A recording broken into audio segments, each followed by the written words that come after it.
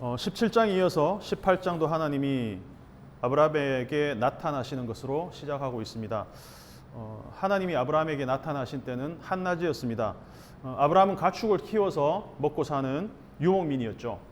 그래서 유목민에게 이 장막이라는 공간은 굉장히 중요한 공간이었습니다. 장막은 염소 가죽으로 만들어서 낮에는 뜨거운 열을 차단하는 역할을 했고, 밤에는 그 모아놓은 열을 이제 단열의 어떤 보온의 기능을 하는 것으로 갖추어져 있었습니다.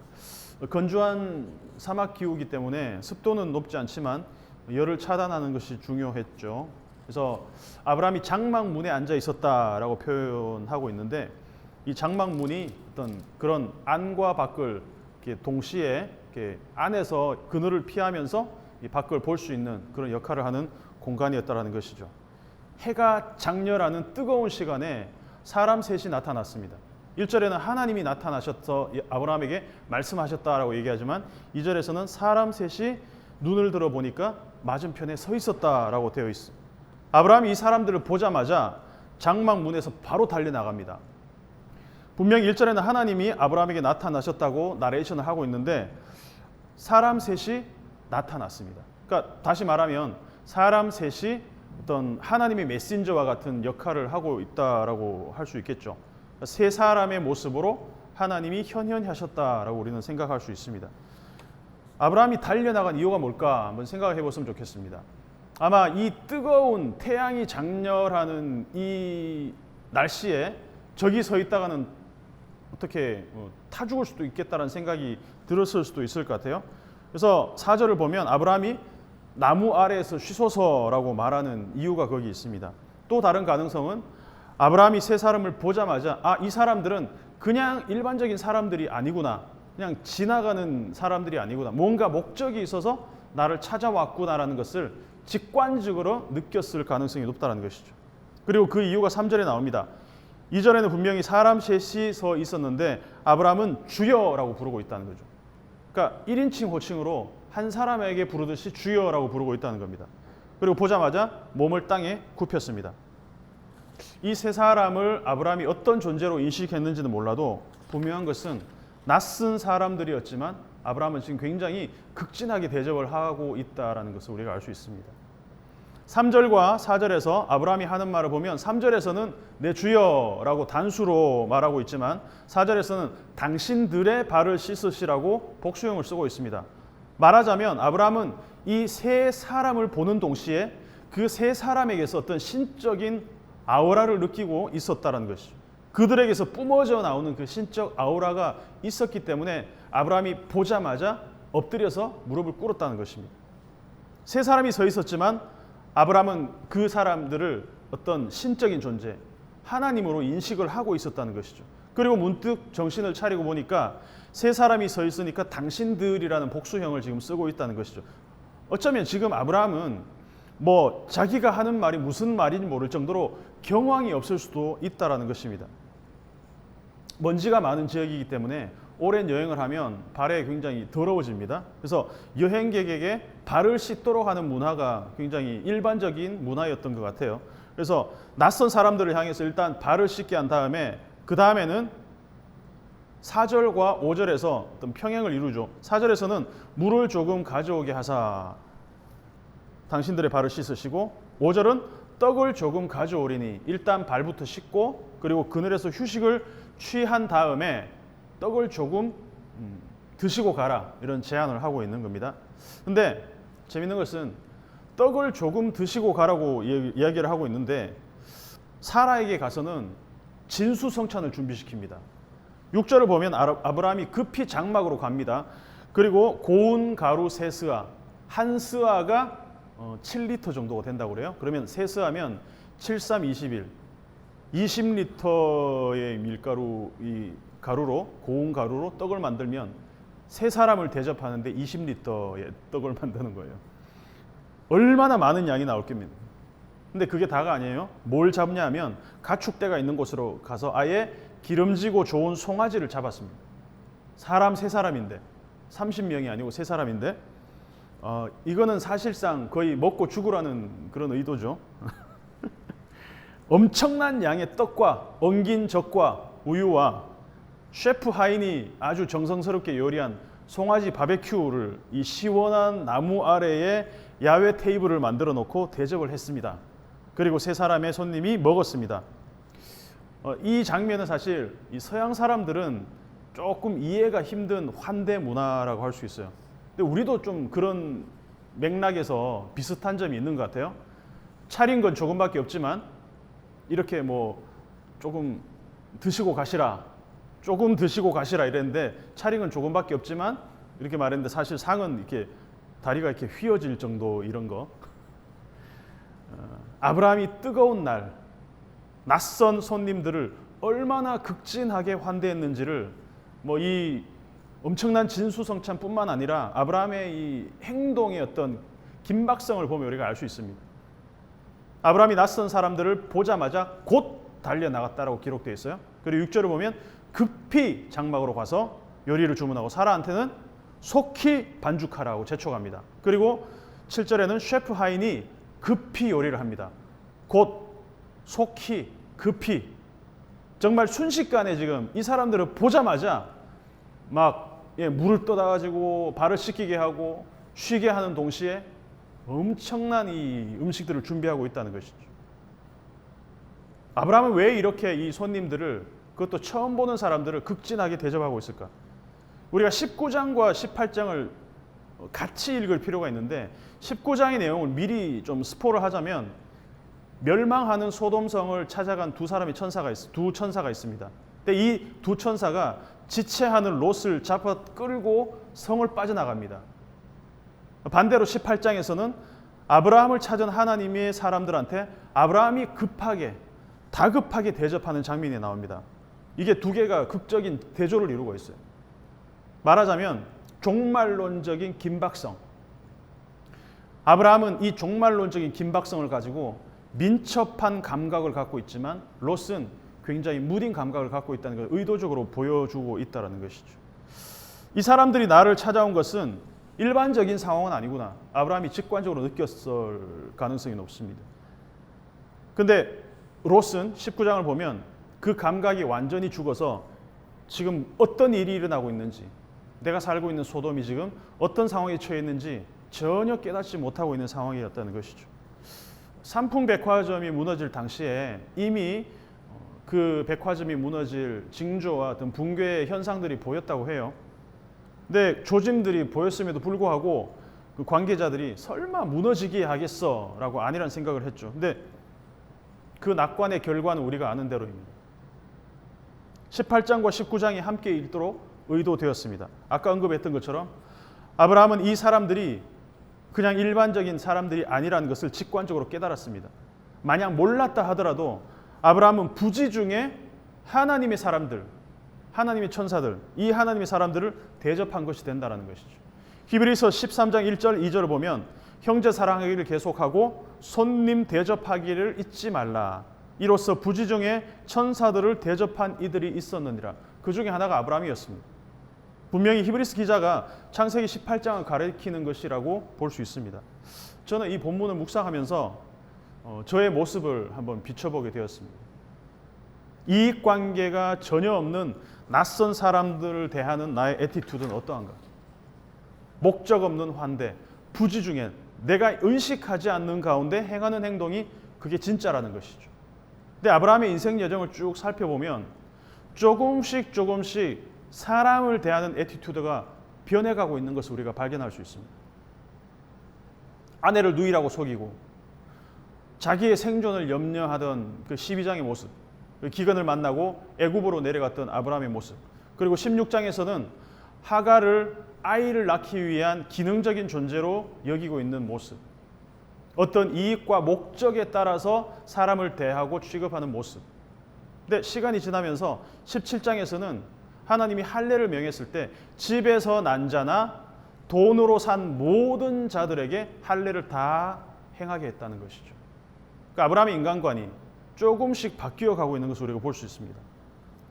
근데 18장에서는 전혀 처음 보는 낯선 사람들을 환대하는 모습을 보면서 아브라함의 삶의 태도가 조금씩 바뀌어 가고 있구나. 물론 이러다가 또 20장을 가면 또 아내를 누이라고 속이는 그런 에피소드가, 그러니까 인간은 같은 실수를 반복하죠. 과거의 실수를 반복하는 모습이 나타나죠. 그럼에도 불구하고 아브라함의 여행, 아브라함이 하나님과 조금씩 그 스텝을 맞추어 가고 있는 모습을 우리는 보게 된다는 것입니다. 이 목적 없는 환대, 어떤 이익에 관련되지 않은 그런 환대, 전혀 낯선 이들과 나누는 이 정오의 만찬, 이 18장 초반의 장면이 굉장히 목가적이면서도 한낮의 꿈 같은 장면이에요. 그리고 뒤에 이어서 나올 19장의 이 한 성이 멸망하는 모습과는 굉장히 대조를 이루고 있습니다. 뒤에 가면 소돔과 고모라에서는 상상할 수도 없는 장면이 18장에서 이루어진다고 할 수 있습니다. 1절부터 8절까지 아브라함의 지극한 환대가 아름답게 묘사되었다면 9절부터는 이 사람들이 아브라함을 찾아온 목적이 이제 나타나기 시작합니다. 세 사람의 방문객이 아브라함을 만났을 때 사라는 어디에 있었냐? 사라는 장막 안에 있었습니다. 근데 아직 얼굴도 드러내지 않은 사라의 이름을 이 사람들이 알아요. 네 아내 사라가 어디 있느냐라고 묻습니다. 아브라함이 굉장히 놀라지 않았을까요? 내 아내의 이름을 알아? 내 아내 이름을 어떻게 알지? 아직 보지도 않은 아내의 이름을 알고 있다는 것은 직관적으로 깨달았었겠지만 아브라함은 이 사람들은 그냥 사람들이 아니구나라는 것을 더 확신하게 되었을 것 같습니다. 근데 사라의 이름도 알고 있다면 사라가 어디 있는지도 알고 있겠다는 것이죠. 근데 의도적으로 사라의 행방을 묻고 있습니다. 네 아내 사라가 어디 있냐?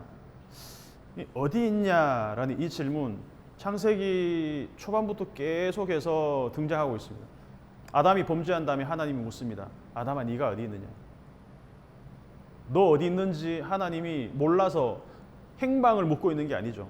가인이 아벨을 죽였을 때 가인에게 묻습니다. 네 아우 아벨이 어디 있느냐? 이것도 아벨이 어디 있는지 하나님이 몰라서 묻는 질문이 아니죠. 실존적인 질문이죠. 하갈이 광야로 도망 나왔을 때 하갈에게 묻습니다. 네가 어디로 와서 어디로 가고 있느냐? 그리고 지금도 네 아내 사라가 어디 있느냐?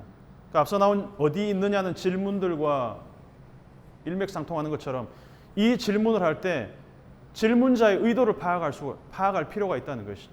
너 어디에 있어? 너 지금 어디에 있어? 행방을 묻는 게 아니죠. 실존적인 질문이라는 것입니다. 우리는 정신없이 살아가다가 이런 질문들이 들릴 때가 있습니다. 내가 지금 어디 있지? 내가 지금 어디로부터 어디로 가고 있지? 길을 어긋났다면 어디서부터 잘못된 거지? 그런 질문들을 우리에게 할 때가 있다는 것이죠.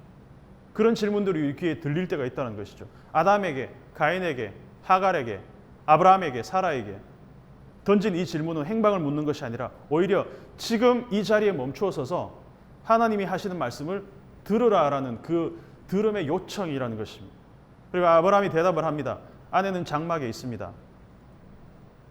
9절에서는 새 방문객이 말한 것처럼 그들이 아브라함에게 이르되라고 복수로 되어 있지만 10절은 또 단수로 한 사람이 말한 것처럼 그가 이르시되, 이게 지금 계속 왔다 갔다 하고 있어요. 그가 이르시되, 그들이 이르시되, 주여 했다가 당신들이 했다가 이게 막 섞여 있어요. 그래서 성경을 이 파편적으로 연구하는 신학자들은 이거 뭐 다른 문서들이 막 섞여가지고 이렇게 되었다 이런 소리를 하는데 이게 성경을 잘 모르면 그런 소리를 하는 것 같아요. 세 사람이 말하는 것과 또 한 사람이 말하는 것 같은 이 다이나믹한 어떤 이 수의 변화, 분명히 이 세 사람은 한 사람과 같은 신적 복수성, 디바인 플루랄리티를 갖고 있다는 것이죠. 그러니까 이 삼위일체의 존재론적 신비와 같은 그런 맥락에서 우리가 볼 수 있다는 것입니다. 한 하나님께서 세 사람의 모습으로 나타나신 것. 성부, 성자, 성령 하나님이 하나의 하나님으로 존재하는 것 같은 맥락에서 우리가 해석할 필요가 있다는 것이죠. 저는 10절을 굉장히 좀 익살스러운 장면으로 생각합니다. 사라는 지금 어디 있다고 그래요? 장막 안에 있다고 아브라함이 말했는데 방문객 이 세 사람은 사라가 듣기를 바라면서 말하고 있어요. 뭐라고 얘기하냐면 내년 이맘때 내가 반드시 네게로 돌아오리니 네 아내 사라에게 아들이 있으리라. 이거 지금 누구한테 하는 얘기예요? 표면적으로는 아브라함한테 하고 있어요. 근데 이 얘기를 얼마 전에 아브라함한테 했어요. 17장에서 17장 21절을 보면 내년 이 시기에 사라가 내게 아들 이삭과 언약을 맺겠다 이런 얘기를 했단 말이에요. 하나님이. 근데 지금 아브라함한테 또 이야기를 할 필요가 없는 건데 지금 사라에게 이야기를 하고 있다는 것이죠. 그러니까 아브라함에게 말을 하고 있지만 사실은 사라가 듣기를 원한다는 것이죠. 동일한 말씀을 하고 있습니다. 내년 이 시기에 그리고 내년 이맘때에 사라가 내게 낳을 이삭과 내가 언약을 맺겠다. 18장에서는 내가 반드시 네 아내 사라에게 아들이 있으리라 이런 말씀을 지금 하고 있다는 것입니다. 그리고 나레이터는 11절에서 한 번 더 확인 사살을 딱 합니다. 아브라함과 사라의 나이가 많아 늙었고 사라에게는 여성의 생리가 끊어졌는지라. 왜 11절에서 한번 이렇게 어떤 좀 결정적인 나레이션을 하고 있을까요? 아브라함과 사라의 생물학적인 기능은 끝났다. 끊어졌다. 여기서 끊어졌다라고 번역된 단어 하달. 이 하달은 창세기 11장 8절에서 처음 쓰였습니다. 바벨탑 건설 현장에 있던 그 사람들을 하나님이 온 땅에 흩으셨을 때 도시 건설이 멈추었다, 중단되었다라고 할 때 이 하달이 처음 써 있습니다. 성경에서 처음 써 있습니다. 바벨탑 도시 건설이 중단된 것이나 사라의 생리가 중단된 것 모두 사람이 어떻게 할 수 없는 불가항력적인 상황이라는 것입니다. 다시 말하면 하나님이 바벨탑에 모인 사람들의 도시 건설을 중단시킨 것처럼 사라의 생리가 중단된 것 역시 하나님의 주권 안에 있다는 것입니다. 그러니까 이 하다르는 하나님의 주권적인 행동과 연관이 있는 단어라는 것이죠. 그렇다면 우리가 이 상황에서 기대할 수 있는 것은 단 하나밖에 없습니다. 뭡니까? 전능하신 하나님께서 이 문제를 해결하실 수 있다. 자, 두 가지 상황이 겹쳐 있죠. 하나는 예언입니다. 뭐냐면 내년 이맘때에 사라가 아들을 낳을 것이다라는 예언이 하나 있고 또 하나는 아브라함과 사라는 완전히 생물학적인 기능이 끝났다. 이 두 가지를 동시에 지금 나레이션 하고 있어요. 무슨 말이에요? 사람으로서는 할 수 없거니와 하나님으로서는 할 수 있다. 엘 샤다이. 이 17장에 나왔은 엘 샤다이가 다시 한번 부각되고 있다는 것입니다. 하나님께서 이루시겠다는 약속을 다시 한번 상기시키고 있다는 것이죠. 17장에서는 아브라함에게 이 말을 하셨다면 이번에는 사라가 듣기를 원하면서 사라에게도 동일한 약속을 지금 확언시켜주고 있다는 것입니다. 17장에서 똑같은 말을 아브라함이 들었을 때 아브라함의 반응이 뭐였습니까? 웃었어요. 17장 17절에서 웃었다라는 이 단어 짝가 처음으로 쓰였습니다. 그리고 아들이 태어나면 그 이름대로 뭐라고 지으라고? 이츠하크대로 이츠하크라고 지으라고, 이삭이라고 지으라고 하나님이 말씀을 하셨어요. 이미 17장에서. 근데 오래 살다 보면 부부가 뭐 외모나 말투나 사고방식이나 반응도 닮는 것 같아요. 사라도 똑같이 아들의 예언에 대해서, 아들을 낳을 것이라는 그 예언에 대해서 속으로 웃고 있습니다. 아브라함도 웃었고 사라도 웃습니다. 사라도 짜하크 웃은 다음에 말합니다. 12절을 보면 내가 노쇠하였고 내 주인도 늙었으니 내게 무슨 즐거움이 있으리요. 그러니까 사라의 웃음은 하나님에 대한 것이라기보다는 좀 자조적인 것이라고 할 수 있겠죠. 내가 아이를 가진다고? 이 나이에 나의 모든 생물학적 기능이 끊어졌고 생리가 끝났는데 내가 아이를 가진다고? 앞에서와 마찬가지로 하나님이 아브라함에게 말합니다. 사라가 장막에 있는 것을 알았던 것처럼 사라가 속으로 웃은 것도 하나님이 말씀하십니다. 근데 아브라함이 이 얘기를 듣고 깜짝 놀랐을 것 같아요. 아브라함은 지금 사라가 속으로 웃었는지 뭐 속으로 기뻐했는지 모르잖아요. 근데 자기의 반응과 똑같은 거예요. 17장에서는 자기가 웃었는데 이번에는 아내가 웃었어요. 뭐야? 내 아내가 나랑 똑같은 반응을 보이네? 근데 아브라함과 사라의 웃음이 결국은 해피엔딩으로 끝나죠. 짜하크 했지만 결국은 이짜하크를 낳음으로써 이짜하크가 뭐 비웃음이든 자조적인 웃음이든 결국은 진짜 기쁜 웃음으로 끝이 납니다. 근데 19장을 보면 또 똑같이 짜하크라는 표현이 나옵니다. 어디 나오냐면은 소돔이 무너지기 전에 롯이 이곳을 떠나라고 했을 때 사위들이 농담으로 여겼다라고 할 때 이 농담으로 여겼다라는 표현이 짜하크가 쓰였다는 거죠. 롯의 사위들이 비웃었어요. 근데 결과는 어떻게 됐습니까? 죽었습니다. 짜하크가 해피엔딩으로 끝날 수도 있지만 짜하크가 새드 엔딩으로 끝날 수 있음을 우리에게 보여주고 있다는 것입니다. 13절과 14절에서 하나님은 아브라함에게 질문을 연달아 하십니다. 세 가지 질문을 하십니다. 사라가 왜 웃지? 두 번째는 사라가 왜 내가 늙었는데 어떻게 아들을 낳을 수 있으라고 하지? 세 번째는 여호와께서 능하지 못한 일이 있겠느냐? 엘샤다이의 하나님을 다시 상기시키는 질문을 하고 있습니다. 그러니까 세 번의 질문을 누구한테 하고 있습니까? 아브라함한테 하고 있어요. 앞에서도 봤지만 하나님의 질문은 답을 원하는 질문이 아닙니다. 왜 웃지? 늙었는데 어떻게 아들을 낳을 수 있으라고 하지? 여호와께서 능하지 못한 일이 있겠느냐? 이 세 가지 질문은 뭡니까? 내가 하겠다는데 왜 웃어? 이 말은 내가 못할 것 같아?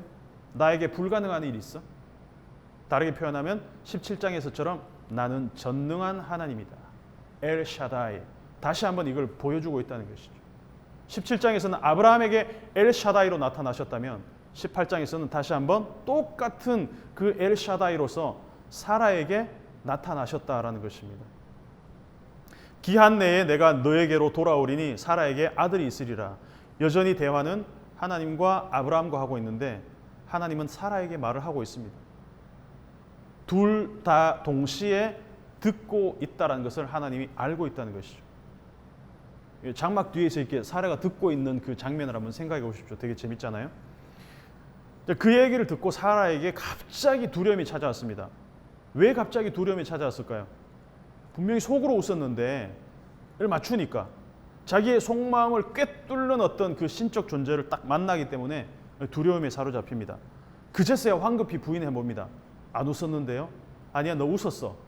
약간 좀 유치하게 이렇게 질문들을 왔다 갔다 해요. 저 안 웃었어요. 아, 너 웃었잖아. 약간 좀 유치하면서도 익살스럽지 않습니까? 하나님하고 사라하고 티격태격하면서 짜하크 했지? 짜하크 안 했는데요? 사라가 속으로 짜하크 하니까 하나님이 왜 쟤는 짜하크 하지? 그러니까 사라가 짜하크 안 했는데요? 아니야, 너 짜하크 했잖아. 이 짜하크가 4번 정도 반복이 됩니다. 계속. 이 언어 유희를 통해서 아브라함과 사라의 아들의 이름이 이미 결정이 되어버렸어요. 이츠하크. 고든 웬함이라는 학자가 그렇게 얘기를 했습니다. 미래의 아들의 이름 츠하크를 소리내서 계속해서 반복하면서 이 사라는 무의식적으로 하나님의 약속이 확증되고 반복하는데 기여하게 된다. 이런 얘기를 했습니다. 결론입니다. 아브라함과 사라는 하나님의 약속을 듣고 속으로 웃었습니다. 뭐 그게 자조적인 웃음이든 헛웃음이든 결국 그들이 1년 후에 얻은 아들을 이츠하크, 그들의 웃음이 실제로 기쁨의 웃음이 되었습니다. 하나님의 약속을 철저하게 의심 없이 믿을 때, 아멘, 아무런 의심 없이 믿을 때 하나님의 말씀이 이루어지는 게 아니라, 우리 오늘 말씀을 보면 알겠지만 속으로 비웃었던 자조적인 웃음이든 아브라함과 사라가 둘 다 엄밀히 말하면 안 믿었어요. 그런데도 하나님의 약속이 이루어졌습니다. 그러니까 약속이 이루어지는 근거는 아브라함과 사라의 이 굳건한 믿음의 결과가 아니라 하나님의 신실하심에 의해서 이루어지고 있다는 것을 우리가 볼 수 있다는 겁니다. 약속의 성취는 흔들림 없이 믿는 믿음에 근거하지 않습니다. 흔들리는 갈대와 같은 믿음 가운데서도 결국은 끝끝내 마침내 약속을 이루시는 그 하나님의 에무나, 하나님의 그 신실하심이 언약을 이루는 확실한 토대가 된다는 것이죠. 다윗 언약, 모세 언약, 이 아브라함과 하신 언약, 노아와 하신 언약, 이 모든 언약 마찬가지라는 것입니다. 아브라함은 부지 중에 대접한 이들에게 얼떨결에 약속을 다시 한번 확증하게 됩니다. 1년 후에 아들이 생길 거야. 그 무엇도 아브라함과 사라가 계획하고 준비한 일이 아닙니다. 지금까지 아브라함과 사라는 이스마엘이 확실히 언약의 아들이라고 믿고 있었어요. 그렇게 살고 있습니다. 왜? 13년 동안 아무런 다른 어떤 해프닝이 일어나지 않았기 때문에. 그리고 아브라함의 몸을 통해서 난 아이가 이 이스마엘이기 때문에. 부지 중에 그들은 약속의 자녀를 선물로 얻었습니다. 어느 날 불쑥 이 나그네처럼 개의 모습으로 찾아오는 사람들을 통해 하나님이 갑자기 찾아오시는 그 방문을 통해서 하나님은 이전부터 조금씩 이루어 오시던 그 약속을 다시 한번 확증시키고 있다는 것입니다. 우리의 일상도 마찬가지인 것 같아요. 이 세 사람이 어느 날 낯선 손님처럼 쑥 지나갔는데 아브라함은 그 자리에 맨발로 나가서, 맨발로 나간지는 모르겠지만 하여간 정말 다급하게 그들을 대접하는 가운데 하나님의 약속을 다시 듣게 되었습니다. 확언하게 되었습니다. 우리 일상 가운데서 어느 날 갑자기 부지 중에 어떤 사람들을 통해서, 어떤 사건들을 통해서, 어떤 징조들을 통해서 하나님 우리에게 말씀을 걸어오실 때가 있다는 것이죠. 하나님의 현현은 굉장히 다양한 방식으로 나타납니다. 말씀으로, 사람들을 통해서, 어떤 해프닝을 통해서. 근데 그럴 때 그 부지 중에 하나님이 나를 방문하시고 나에게 말씀하시고 약속을 이루시는 것들을 캐치할 때 하나님의 약속이 이 아브라함과 사라 안에서 개념이 아닌 실제로 리얼라이즈 되고 있다는 것을 우리는 볼 수 있다는 것이죠. 사라는 내년 이맘때 아들을 낳게 될 것이다. 그 말은 얼마 안 있어서 아브라함과 사라가 아이를 잉태하게 될 거란 얘기죠. 너무 멀게만 느껴졌던 25년 전에 불러냄을 받았는데 하나님은 굉장히 느린 것 같지만 하나님의 그 타이밍 안에서, 하나님의 카이로스 안에서 조금씩 하나님의 그 약속을 이루어가고 있는 것, 이것이 마침내 아브라함과 사라와 곧 눈으로 보게 될 이 약속의 성취를 지금 기다리고 있다는 것입니다. 짜하크. 이 짜하크가 아브라함의 이 비웃음, 아브라함의 어떤 자조적인 웃음, 사라의 짜하크, 이거조차도 하나님이 진정한 짜하크, 진짜 웃음으로 이 짜하크, 이삭을 주시게 되는 것, 결과로 나타나게 되는 것. 우리 일상 가운데서 이 짜하크가, 하나님이 이 짜하크를 변화시켜서 우리의 진정한 기쁨이 되게 하시는 것들을 볼 수 있는 그러한 저와 여러분이 되었으면 좋겠습니다.